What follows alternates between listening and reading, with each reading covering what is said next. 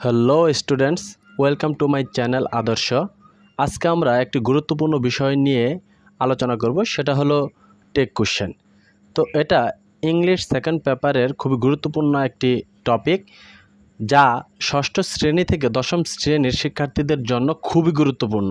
তো তোমরা যারা ষষ্ঠ শ্রেণী থেকে দশম শ্রেণীর শিক্ষার্থীরা আমার এই ভিডিওটি দেখছো, যদি তোমরা মনোযোগ সহকারে আজকের এই ক্লাসটি সম্পূর্ণ ধৈর্য সহকারে যদি তোমরা দেখো, তাহলে টেক কোশ্চেনের জন্য যে 5 নাম্বার বরাদ্দ থাকে, সেই 5 নাম্বারে 5-এর মধ্যে 5ই পাবে তোমরা 100%, যদি তোমরা আজকের ক্লাসটি মনোযোগ সহকারে দেখো।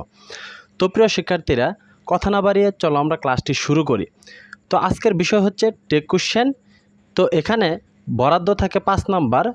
আজকের ক্লাসটি সম্পূর্ণ তোমরা ধৈর্য সহকারে দেখতে থাকো। আমি খুব সংক্ষিপ্তভাবে গুরুত্বপূর্ণ টপিকগুলো আমি তোমাদের সামনে তুলে ধরার চেষ্টা করব। যদি তোমরা টেক কোশ্চেনের এই যে ফর্মুলাগুলো আজকে আমি দিব, সেগুলো যদি মনে রাখতে পারো, তাহলে 5-এ 5ই পাবে 100%। তো দেখো, টেক কোশ্চেনের স্ট্রাকচারটা কেমন হয়। প্রথমে স্টেটমেন্ট বসে, স্টেটমেন্ট মানে হচ্ছে মূল বক্তব্য যেটা থাকে সেটাই বসে, তারপরে একটি কমা দিতে হয়, তারপরে অক্সিলারি ভার্ব ব্যবহার করতে হয়, তারপরে যে সাবজেক্ট থাকে সাবজেক্টের প্রোনাউন ব্যবহার করতে হয়, লাস্টে প্রশ্নবোধক চিহ্ন দিতে হয়। তো যদি তোমরা টেক কোশ্চেনের এই সকল বিষয় যদি লিখে আসো কিন্তু প্রশ্নবোধক চিহ্ন না দাও, তাহলে কিন্তু তোমার টেক কোশ্চেনটি কী হবে, কাটা যাবে। তাই আমাদেরকে এই স্টেপগুলো ফলো করতে হবে। প্রথমে মূল স্টেটমেন্টটা ব্যবহার করতে হবে, তারপরে কমা দিতে হবে, তারপর অক্সিলারি ভার্ব ব্যবহার করতে হবে, তারপরে প্রোনাউন ব্যবহার করতে হবে, লাস্টে প্রশ্নবোধক চিহ্ন তোমাকে অবশ্যই দিতে হবে। যেমন এক্সাম্পল হিসেবে আমরা এখানে কয়েকটি বাক্য দিয়ে ব্যবহার করতে পারি। সেটা হলো, হি ইজ এ স্টুডেন্ট, সে একজন ছাত্র। হি ইজ এ স্টুডেন্ট, সে একজন ছাত্র। এটা হচ্ছে মূল স্টেটমেন্ট, এটা হচ্ছে আমাদের মূল স্টেটমেন্ট। তো মূল স্টেটমেন্ট বসেছে, এখানে যে অক্সিলারি ভার্বটা ছিল, সে অক্সিলারি ভার্বটা এখানে বসেছে। বাক্যটা হ্যাবোধক, তাই এখানে না বসেছে। তোমরা একটা বিষয় মনে রাখবে, বাক্য যদি হয় হ্যাবোধক তাহলে টেক হবে নাবোধক, আর বাক্য যদি হয় নাবোধক তাহলে টেকটা হবে হ্যাবোধক। তো এখানে দেখো বাক্যটা হ্যাবোধক, তাই এখানে নট বসেছে, এবং হি এর প্রোনাউন ফর্ম হচ্ছে হি, তাই হি বসেছে। লাস্টে কিন্তু প্রশ্নবোধক চিহ্ন কিন্তু দেওয়া হয়েছে। তো দ্বিতীয় বাক্যটা যদি লক্ষ্য করো, তাহলে এখানে দেখবে ইউ ডোন্ট লাইক টি, তুমি চা পছন্দ করো না। ইউ ডোন্ট লাইক টি, তুমি চা পছন্দ করো না, এটা হচ্ছে মূল বক্তব্য বা স্টেটমেন্ট। তো তারপরে দেখো কমা ব্যবহার করা হয়েছে, এখানে কমা ব্যবহার করা হয়েছে। তারপর এখানে দেখো ডোন্ট মানে নাবোধক শব্দ আছে, করো না, এখানে ডো এর সাথে নট যুক্ত আছে, তাই আমরা এখান থেকে অক্সিলারি ভার্ব হিসেবে ডোটাকে নিয়েছি, এবং ইউ এর প্রোনাউন ফর্ম হচ্ছে ইউ, আমরা এখানে ইউ ব্যবহার করেছি, লাস্টে কিন্তু প্রশ্নবোধক চিহ্ন আমরা ব্যবহার করেছি। তো এখন দেখো, চলো আমরা নিয়মগুলো, যে কয়েকটি নিয়ম টেক কোশ্চেনের জন্য খুবই গুরুত্বপূর্ণ, সেই নিয়মগুলো আমরা একে একে শিখি। তো ক্লাসটির দৈর্ঘ্য 5 থেকে 10 মিনিটের মতো হতে পারে। সম্পূর্ণ ক্লাসটি তোমরা ধৈর্য সহকারে দেখবা। তো প্রথম রুলটা হলো, স্টেটমেন্ট যদি পজিটিভ হয় মানে হ্যাবোধক হয়, তাহলে টেক হবে নেগেটিভ, যেটা আমি তোমাদেরকে একটু আগেই বললাম। যেমন হি ইজ সিঙ্গিং, সে গান গায়। হি ইজ সিঙ্গিং, সে গান গাইতেছে। তো এখানে দেখো ইজের সাথে আমরা কি ব্যবহার করেছি, ইজ নট ব্যবহার করেছি, তারপর সি এখানে সাবজেক্ট হিসেবে আছে, আমরা সি ব্যবহার করেছি, লাস্টে প্রশ্নবোধক চিহ্ন, কারণ বাক্যটা হ্যাবোধক, টেক হয়েছে নাবোধক। দ্বিতীয় নিয়মটা হচ্ছে, স্টেটমেন্ট যদি নেগেটিভ হয় তাহলে টেক হবে পজিটিভ। দেখো, দে আর নট হেয়ার, তারা এখানে নেই। দে আর নট হেয়ার, তারা এখানে নেই। আর দে, এখানে অক্সিলারি ভার্ব হিসেবে আর আছে, আমরা আর ব্যবহার করেছি, এখানে নটটা আমরা বাদ দিয়েছি, সাবজেক্ট হিসেবে দে আছে, আমরা দে ব্যবহার করেছি এখানে। তো আশা করি তোমরা বুঝতে পেরেছ। তো চলো আমরা পরবর্তী নিয়মগুলোর দিকে অগ্রসর হই। 3 নম্বর নিয়মটি হলো, মেন সেন্টেন্সে যদি অক্সিলারি ভার্ব থাকে সেটাই টেগে ব্যবহার করতে হবে। তো অক্সিলারি ভার্ব কোনগুলো তোমরা আশা করি জানো, যে am, is, are, was, were, have, has, had, do, does, did, shall, will, এগুলো হচ্ছে অক্সিলারি ভার্ব। তো এগুলো যদি থাকে বাক্যে, তবে সেটাকেই কিন্তু টেক কোশ্চেনের সময় ব্যবহার করতে হবে। দেখো এখানে এক্সাম্পল দেখো, he has finished the work, সে কাজটি শেষ করেছে। এখানে দেখো অক্সিলারি ভার্ব হিসেবে হ্যাজ আছে, তাই আমরা টেক কোশ্চেন করার সময় কি ব্যবহার করেছি, হ্যাজ। বাক্যটা হ্যাবোধক, তাই এখানে নট যুক্ত করেছি সংক্ষেপে, তারপর সাবজেক্ট হি আছে, আমরা হি ব্যবহার করেছি, লাস্টে কিন্তু প্রশ্নবোধক চিহ্ন। দ্বিতীয় বাক্যটির দিকে লক্ষ্য করলে তোমরা দেখতে পাবে, ইউ ক্যান সুইম, তুমি সাঁতার কাটতে পারো। ইউ ক্যান সুইম, তো বাক্যটা দেখো হ্যাবোধক, এখানে ক্যান হচ্ছে অক্সিলারি ভার্ব।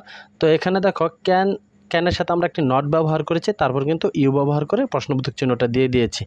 তো যদি অক্সিলারি ভার্ব থাকে সরাসরি অক্সিলারি ভার্বটা ব্যবহার করবা, বাক্যটি হ্যাবোধক হলে নট যুক্ত করবা, বাক্যটি নাবোধক হলে নট যুক্ত করবা না।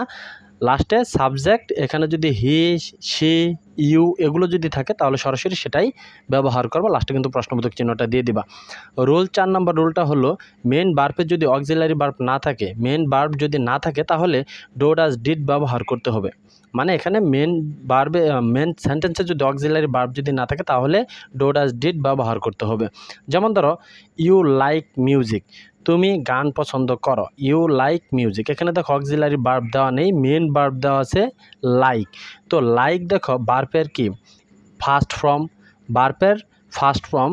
তো দেখো এখানে লাইক, ইউ লাইক মিউজিক, এখানে ভার্বের যেহেতু ফার্স্ট ফর্ম আছে তাই এখানে আমরা গঠনটা কী পাচ্ছি, প্রেজেন্ট ইনডিফিনিট টেন্সের গঠন পাচ্ছি। আর প্রেজেন্ট ইনডিফিনিট টেন্সের অক্সিলারি ভার্ব কি ডো এবং ডাজ।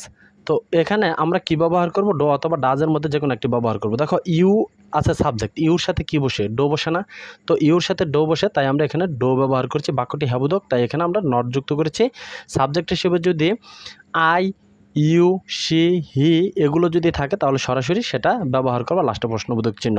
দেখো হি প্লেইজ ফুটবল, হি প্লেইজ ফুটবল, ভার্বের সাথে এস আছে, যখনই দেখবা ভার্বের সাথে এস যুক্ত আছে তখনই ডাজ নট ব্যবহার করবা বা ডাজ ব্যবহার করবা, বাক্যটি হ্যাবোধক তাই এখানে নট যুক্ত হয়েছে, লাস্টে হি। পরে দেখো they went home, they went home, তারা বাড়ি গিয়েছে। এখানে দেখো দে ওয়েন্ট, এই ওয়েন্টটা হচ্ছে গো এর মানে গো ভার্বের সেকেন্ড ফর্ম, পাস্ট ফর্ম দেওয়া আছে। তো পাস্ট ফর্ম তার মানে এটা কোন টেন্সের গঠন, সাবজেক্ট প্লাস ভার্বের পাস্ট ফর্ম প্লাস অবজেক্ট, এটা কোন টেন্সের গঠন, পাস্ট ইনডিফিনিট টেন্সের গঠন। আর পাস্ট ইনডিফিনিট টেন্সের অক্সিলারি ভার্ব হচ্ছে ডিড। তাই দেখো বাক্যটি হ্যাবোধক, আমরা ডিডের সাথে একটি নট যুক্ত করে নাবোধক টেক করেছি এবং এখানে সাবজেক্ট হিসেবে দে আছে, আমরা দে ব্যবহার করেছি। তাহলে আমরা কি পেলাম, আই, ইউ, শি, হি, দে এগুলো যদি সাবজেক্ট হিসেবে থাকে এবং ইট এটাও যদি সাবজেক্ট হিসেবে থাকে তাহলে আমরা সেটা এখানে টেগের সময় ব্যবহার করব প্রোনাউনের জায়গায়। রুল নাম্বার 5 দেখো লেটস শব্দটা যদি কোনো বাক্য শুরু হয়, লেটস শব্দ দিয়ে যদি কোনো বাক্য শুরু হয় তোমরা চোখ বন্ধ করে শেল উই ব্যবহার করবা। তো দেখো লেটস গো, এখানে শেল উই। যদি লেটস প্লে তাহলেও হবে শ্যাল উই। বুঝতে পারছো তোমরা, যদি লেটস দিয়ে কোনো বাক্য শুরু হয় তাহলে সরাসরি তোমরা কি ব্যবহার করবা, শ্যাল উই ব্যবহার করবা। পরে দেখো রুল 6 নম্বর রুলটি হচ্ছে ইম্পারেটিভ সেন্টেন্স হলে, বাক্যটা যদি ইম্পারেটিভ সেন্টেন্স হয়, ইম্পারেটিভ সেন্টেন্স কাকে বলে, যেমন আদেশ, নিষেধ মূলক যে সকল বাক্য আছে সে সকল বাক্যই হচ্ছে ইম্পারেটিভ সেন্টেন্স। তো এরকম যদি হয় ইম্পারেটিভ সেন্টেন্সের টেকুশনের বেলায় তোমরা উইল ইউ বা ওন্ট ইউ ব্যবহার করবা, দুইটার ভিতরে যে কোনো একটা ব্যবহার করলেই হবে যদি ইম্পারেটিভ সেন্টেন্স থাকে। ইম্পারেটিভ সেন্টেন্সের গঠন হচ্ছে প্রথমে ভার্ব বসে তারপরে অবজেক্ট বসে, যেমন open the door, open the door এখানে ওপেন হচ্ছে ভার্ব, দ্য ডোর হচ্ছে অবজেক্ট। তো ওপেন দ্য ডোর দরজাটা খোলো। তো এক্ষেত্রে দেখো বাক্যটাতে কি আদেশ করা হচ্ছে, তো এই ক্ষেত্রে আমরা কি ব্যবহার করব, উইল ইউ অথবা ওন্ট ইউ ব্যবহার করো, দুইটার ভিতর যদি তোমরা যে কোনো একটা ব্যবহার করো তাহলেই হবে। যখন দেখবে ইম্পারেটিভ সেন্টেন্স আছে তখন উইল ইউ অথবা ওন্ট ইউ ব্যবহার করে দিবা। তো এখানে দেখো ডোন্ট মেক নয়েজ, বিরক্ত করো না বা শব্দ করো না, তো এক্ষেত্রে আমরা উইল ইউ অথবা ওন্ট ইউ ব্যবহার করতে পারি। তো এখন চলো আমরা একটু প্র্যাকটিস করি যে সকল নিয়মগুলো শিখলাম এখন সে সকল নিয়ম থেকে। তো এখানে দেখো শি লাইকস, তো লাইক শব্দটার সাথে অ্যাজ যুক্ত আছে তাই আমরা এখানে কি ব্যবহার করব, ডাজের সাথে সংক্ষেপে একটি নট ব্যবহার করে শি ব্যবহার করে দেবো, লাস্টে প্রশ্নবোধক চিহ্ন। দে আর্নট লেট, দে আর্নট লেট এখানে দেখো আর এর সাথে নট আছে তাই এখানে যেহেতু অক্সিলারি ভার্ব দেওয়া আছে আর আমরা আর ব্যবহার করব, যেহেতু নট আছে তাই আমরা এখানে নট ব্যবহার করব না, সাবজেক্ট হিসেবে আমরা দে ব্যবহার করব, লাস্টে প্রশ্নবোধক চিহ্ন। Let's go to the park, এখানে লেটস শব্দটা আছে তাই আমরা এখানে শ্যাল উই ব্যবহার করব। পরে আছে you played well, you played well এখানে দেখো ইডি যুক্ত আছে, তো এটা ভার্বের পাস্ট ফর্ম তাই এটা সাবজেক্ট প্লাস ভার্বের 2 নম্বর ফর্ম প্লাস অবজেক্ট, এটা পাস্ট ইনডিফিনিট টেন্সের গঠন, এখানে ডিড হবে, ডিড আর বাক্যটা হ্যাবোধক তাই এখানে ডিডের সাথে একটি নট যুক্ত করে আমরা এখানে ইউ ব্যবহার করে দিব, লাস্টে প্রশ্নবোধক চিহ্ন। হি ইজ নট কামিং, তো এখানে দেখো ইজ আছে কিন্তু বাক্যতে নট আছে তাই আমরা নটটা ব্যবহার করব না, ইজ ব্যবহার করব, তারপর আমরা হি দিব। পরে দেখো we can do it, we can do it এখানে ক্যান নট উই আমরা ব্যবহার করতে পারি। তারপর লাস্টে প্রশ্নবোধক চিহ্ন। You don't like math, you don't like math, এখানে দেখো ডো অক্সিলারি ভার্ব দেওয়া আছে, আমরা ডো ব্যবহার করব, নট যুক্ত আছে তাই এখানে আমরা নট ব্যবহার করব না, শেষে আমরা ইউ ব্যবহার করব, ডো ইউ। লেটস স্টার্ট, এখানে কি ব্যবহার করব, শেল উই। তো আশা করি তোমরা এই পর্যন্ত বুঝতে পেরেছ। তো চলো পরবর্তীতে আরও কিছু নিয়ম আমরা শিখি। এক্সক্লামেটরি সেন্টেন্স, দেখো এক্সক্লামেটরি সেন্টেন্স কাকে বলে, এই সকল সেন্টেন্সগুলো তোমার হোয়াট অথবা হাউ দিয়ে শুরু হবে, সাবজেক্ট এবং ভার্ব সবার শেষে থাকবে, বাক্যের শেষে এক্সক্লামেশন চিহ্ন দেওয়া থাকবে, এরকম একটা চিহ্ন দেওয়া থাকবে বাক্যের শেষে। তো এরকম দেওয়া থাকলে সেটা আমরা কি করব, যে বাক্যটি প্রথমে বসাবো, আমরা বাক্যটি লিখব, তারপর একটি কমা ব্যবহার করব, তারপর অক্সিলারি ভার্ব যেটা দেওয়া থাকবে সেন্টেন্সে সেটাই আমরা ব্যবহার করব, সাবজেক্টের প্রনাউন ফর্ম ব্যবহার করব, লাস্টে প্রশ্নবোধক চিহ্ন। তো এখানে দেখো বাক্য দেওয়া আছে what a pity it is, what a pity it is, এই ইট হচ্ছে আমাদের বাক্যের সাবজেক্ট এবং ইজ হচ্ছে অক্সিলারি ভার্ব, আর বাক্যটা হ্যাবোধক তাই আমরা কী ব্যবহার করব, ইজন্ট ইট, লাস্টে প্রশ্নবোধক চিহ্ন। আর দেখো how sweetly the girl sang, এখানে দেখো দ্য গার্ল হচ্ছে আমাদের সাবজেক্ট, স্যাং এখানে ভার্বের 2 নম্বর ফর্ম ব্যবহার করা হচ্ছে, সং স্যাং।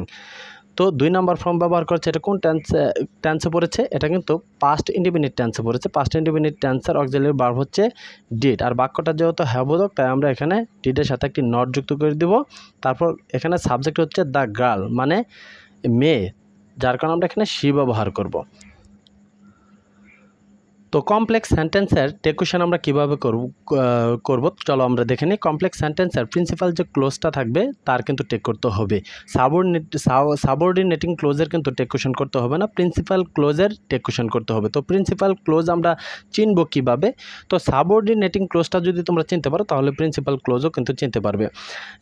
বাক্যের যে অংশের সাথে দেখবা if, as, yet, how, since, because, unless, though, although, when, lest, so that, as ইত্যাদি এই সকল শব্দগুলো থাকবে সেটাই হচ্ছে সাবঅর্ডিনেটিং ক্লোজ, বাকি যেটা থাকবে সেটাই হচ্ছে আমাদের প্রিন্সিপাল ক্লোজ। তো এটা হচ্ছে আমাদের সাবঅর্ডিনেটিং ক্লোজ, এই ক্লোজের কিন্তু আমাদের টেক করতে হবে না, বাকি আমাদের এইটুকুর কিন্তু টেক করতে হবে। দেখো ইউর ফাদার ক্যান ম্যানেজ ইট, তো দেখো তোমার বাবা এটা ম্যানেজ করতে পারে, তো এখানে ক্যান আছে, বাক্যটি দেখো হ্যাবোধক তাই আমরা এখানে কী ব্যবহার করব, এটা টেক হবে কান্ট, CAN অ্যাপোস্ট্রফি তারপরে একটা টি ব্যবহার করবা, অর্থাৎ এখানে কান্ট হি, এখানে ইউর ফাদার হচ্ছে সাবজেক্ট, এটার প্রনাউন হচ্ছে হি, লাস্টে প্রশ্নবোধক চিহ্ন। তো কম্পাউন্ড সেন্টেন্স, এর পরবর্তীতে আমরা এখন শিখবো আমরা কম্পাউন্ড সেন্টেন্সের কীভাবে টেক করব।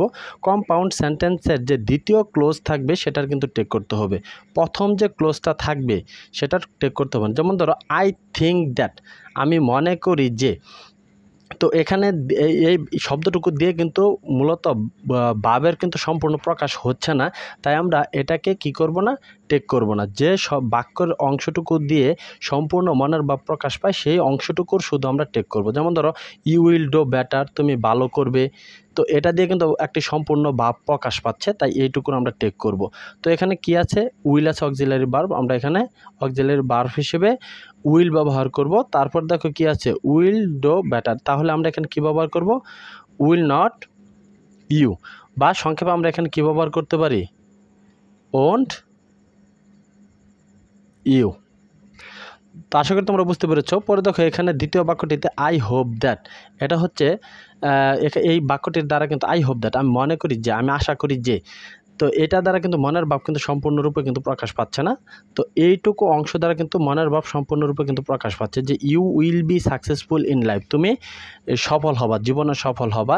তো এই ক্ষেত্রে দেখো উইল, এখানে উইলের পরিবর্তে আমরা কী বসাবো, ওন্ট, ওন্ট ইউ, তুমি হবা নাকি, তো এরকম কিন্তু অর্থ প্রকাশ করতেছে। তো উইল থাকলে উইলের সংক্ষিপ্ত রূপ হিসেবে আমরা কি ব্যবহার করব, ওন্ট ব্যবহার করবো, এখানে অ্যাপোস্ট্রফি টি ব্যবহার করবো আমরা।